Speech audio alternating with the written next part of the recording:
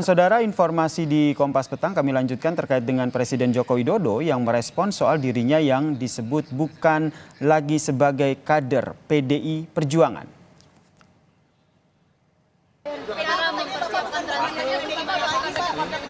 PDIP mengatakan bahwa Bapak bukan bagian dari partai PDIP lagi. Tanggapannya seperti apa? Benar nggak Pak? Terima kasih. Ada peluang ketemu sama Sumega nggak Pak? Kasih Pak. Sementara itu, Saudara, Ketua DPP PD Perjuangan Bidang Kehormatan Komarudin Watubun menegaskan Joko Widodo dan keluarganya tidak lagi jadi bagian PDIP. Komarudin juga menyebut Joko Widodo tak perlu mengembalikan kartu tanda anggota karena sudah menjadi bagian dari masa lalu. Terima kasih. Walaupun tanpa mengembalikan KTA, Pak Jokowi tidak usah perlu. Kenapa berbeda? Karena Pak Jokowi itu adalah kader yang mencapai tingkat tertinggi menjadi presiden, dan tentu dari situ kita juga menjaga etika dan kehormatan beliau. Tapi kalau beliau sendiri bersikap keluar dari partai, ya sudah, biar saja. Itulah pilihan beliau dan kita harus hargai. Gibran itu bukan kader partai lagi. Saya sudah bilang sejak diambil putusan itu sudah diulang-ulang. Orang sudah di sebelah sana, bagaimana mau bilang bagian masih dari PDI Perjuangan? Yang benar saja kita Tak lagi disebut kader oleh PDI Perjuangan, Wakil Presiden terpilih Gibran Rakabuming Raka mengaku tak masalah. Gibran juga bilang dirinya tak masalah walaupun terkesan dipecat dari kader PDIP karena berbeda pilihan dalam Pilpres 2024. Sementara terkait keanggotaan ayahnya di PDI Perjuangan, Gibran meminta untuk ditanyakan langsung kepada Jokowi. Ya udah, nggak apa-apa. Mungkin kalau dengan itu ada partai yang baru mungkin yang untuk benar-benar. Belum ada pembahasan ke situ ya. Tunggu aja nanti. Bapak juga belum membahas soal itu juga. Saya tidak tahu ya. Tanyakan ke beliau sendiri. Tapi tanggapan Mas Gibran bahwa ini kan semacam kayak dipecat dari partai gitu. Sempat ada rasa kecewa gitu mungkin. Nggak apa-apa, dipecat ya nggak apa-apa. Ya, makasih. Mas, besok kalau setelah penetapan itu nanti untuk prioritas. Partai politik pendukung Prabowo Gibran ramai-ramai membuka diri untuk Jokowi dan Gibran bisa bergabung ke parpolnya. Ketua Umum Partai Golkar Erlangga Hartarto bilang Jokowi dan Gibran sudah menjadi anggota Golkar. Erlangga juga menyebut menyiapkan posisi bagi Jokowi di Partai Golkar, namun menyerahkan keputusan sepenuhnya kepada Jokowi. Pak Jokowi dan Mas Gibran itu sudah masuk dalam keluarga besar Golkar. Tinggal tentunya formalitasnya saja. Nah, tentu Partai Golkar selalu terbuka terhadap kader-kader terbaik bangsa ini.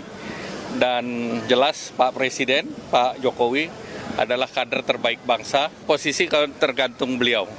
Karena beliau sekarang milik bangsa. Beliau milik semua partai.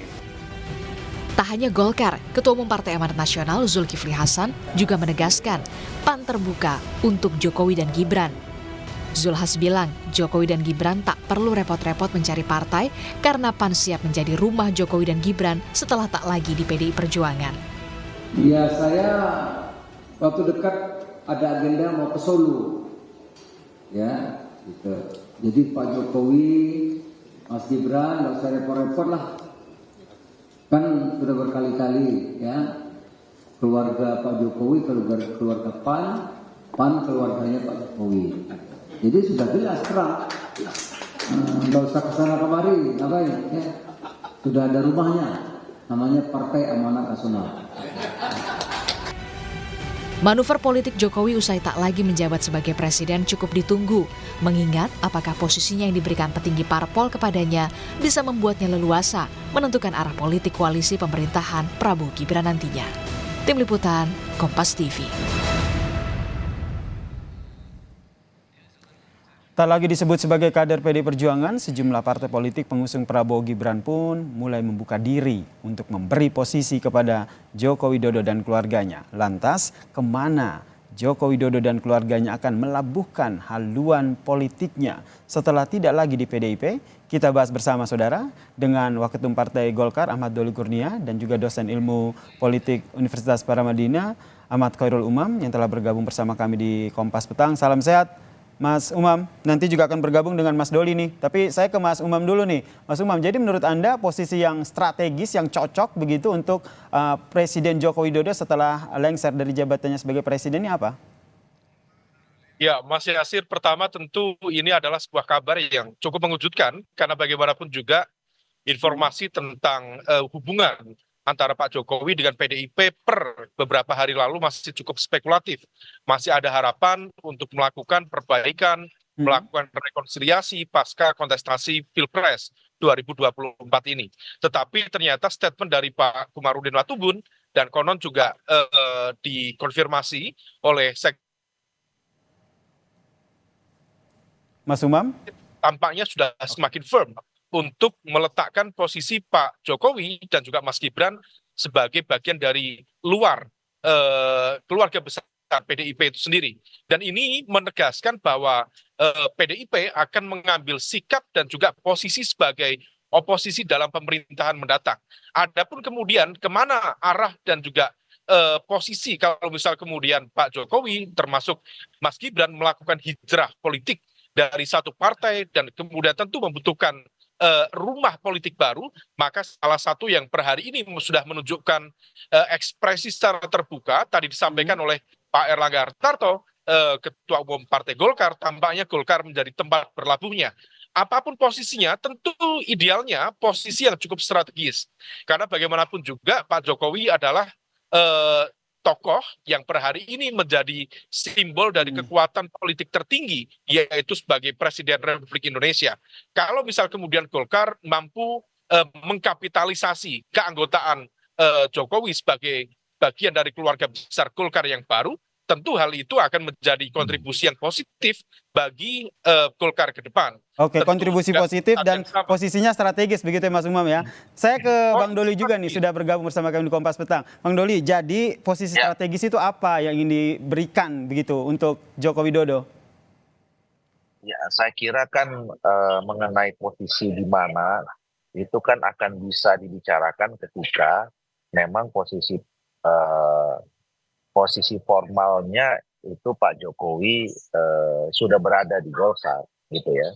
Jadi kalau kami kan posisinya dari awal itu kami sangat terbuka ya. Golkar sebagai partai terbuka juga membuka diri pada siapa saja untuk yang sama-sama merasa punya visi yang sama, misi yang sama, aspirasi politik yang sama, ya silahkan selama orang itu memang yang bersangkutan ingin bergabung dengan Partai Golkar, kami dengan sangat terbuka menerima.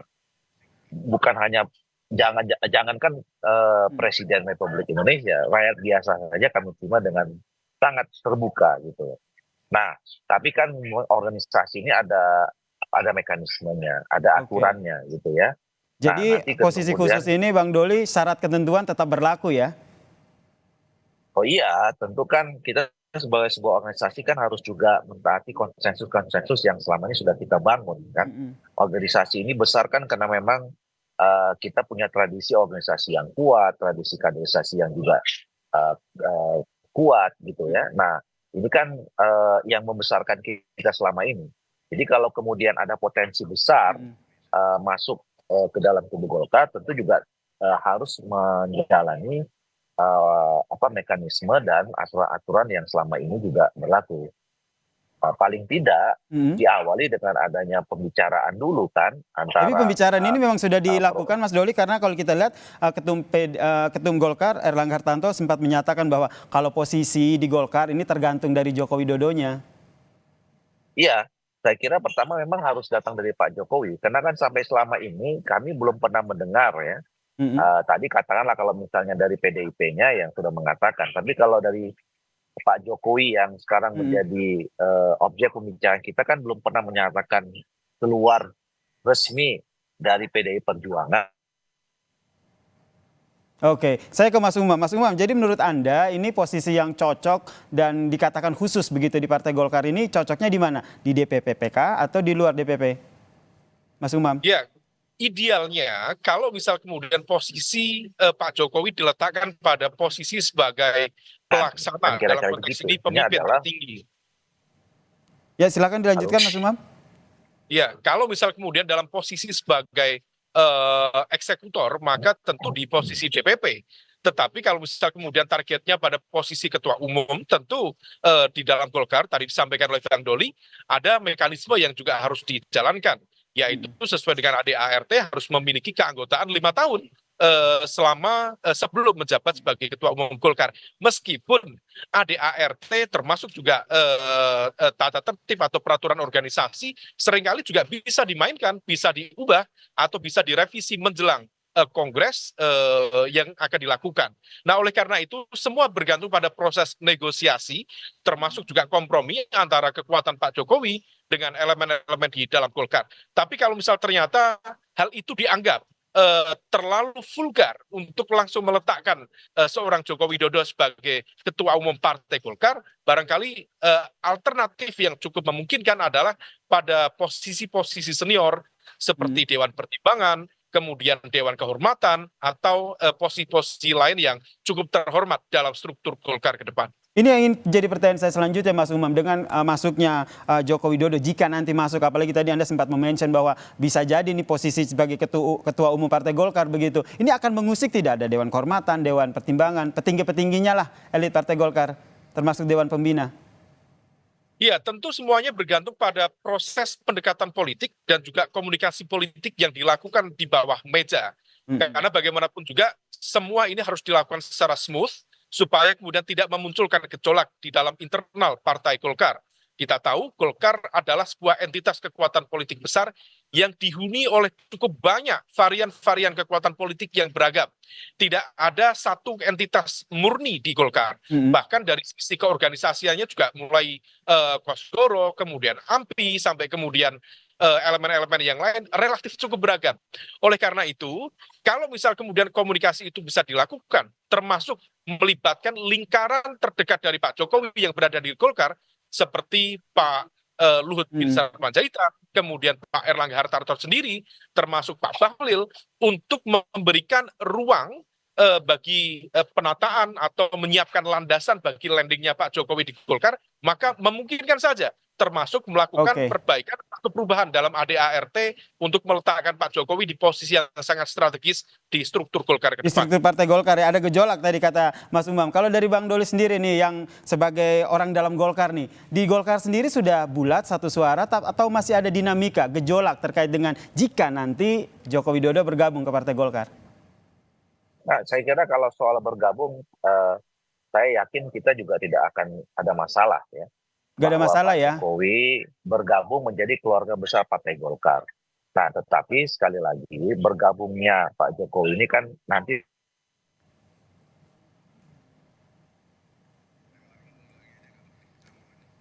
tentu akan kita bicarakan antar seluruh warga Partai Golkar ya. Tentu nanti Pak Ketua Umum lah ya yang menjadi komunikator ya, komunikator kepada Pak Jokowi dan juga komunikator kepada warga Partai Golkar ke dalam. Mas Umam, ini Joko Widodo tidak hanya dilirik oleh Partai Golkar tentunya ya. Partai pendukung Prabowo Gibran juga nampaknya juga melirik posisi dari Joko Widodo ini. Menurut Anda nih, nanti Joko Widodo ini akan berlabuh kemana? Condong ke Golkar atau masih ada peluang untuk partai lain? Dan kalau seandainya Golkar juga pengen ngotot ataupun pengen mengambil posisi dari Joko Widodo ini, apa sebenarnya yang harus dilakukan Golkar? Ya, rasa-rasanya Mas Yasir, per hari ini yang paling cukup memungkinkan untuk menampung seorang Joko Widodo adalah Golkar. Karena bagaimanapun juga kalau misal kita cermati satu persatu, karakter dari Partai Gerindra cenderung memiliki loyalitas pada mekanisme patron klien berbasis pada kepemimpinan seorang Prabowo Subianto yang juga presiden terpilih di pemilu 2024 ini. Sementara PAN memiliki basis yang cukup segmented, yaitu dari kelompok Islam moderat berbasis dari Ormas Muhammadiyah. Sedangkan kemudian Partai Demokrat sendiri sudah memiliki pemimpin muda, juga memiliki prospek yang cukup baik, Mas Agus Harimurti Yudhoyono. Adapun kemudian partai-partai yang lain tampaknya memiliki lingkungan politik yang sudah terbentuk cukup kuat. Dan salah satu yang kemudian memiliki alternatif cukup memungkinkan adalah Golkar. Karena Golkar adalah lingkungan politik yang menunjukkan equality, ada kesetaraan, ada kompetisi yang fair, tidak ada kooptasi dari satu kekuatan politik tertentu, sehingga kemudian siapapun yang memiliki keinginan untuk berkomitmen masuk menjadi bagian dari Golkar itu sendiri, maka memiliki kesempatan yang sama. Tinggal kemudian seberapa mampu survive, melakukan kontestasi di dalam internal Golkar untuk kemudian bergabung menjadi kekuatan yang integral dengan kekuatan-kekuatan lain di dalam Golkar itu sendiri. Baik, kita nantikan ya ini ya, Mas Doli, apakah ini betul akan bergabung, dan yang tentu dinanti adalah apa sih sebenarnya posisi khusus yang disiapkan oleh Golkar untuk Presiden Joko Widodo. Terima kasih Waketum Golkar, Bang Ahmad Doli Kurnia, dan juga dosen ilmu komunikasi politik dari Paramadina, Mas Ahmad Khairul Umam telah bergabung bersama kami di Kompas Petang. Salam sehat Bapak-Bapak.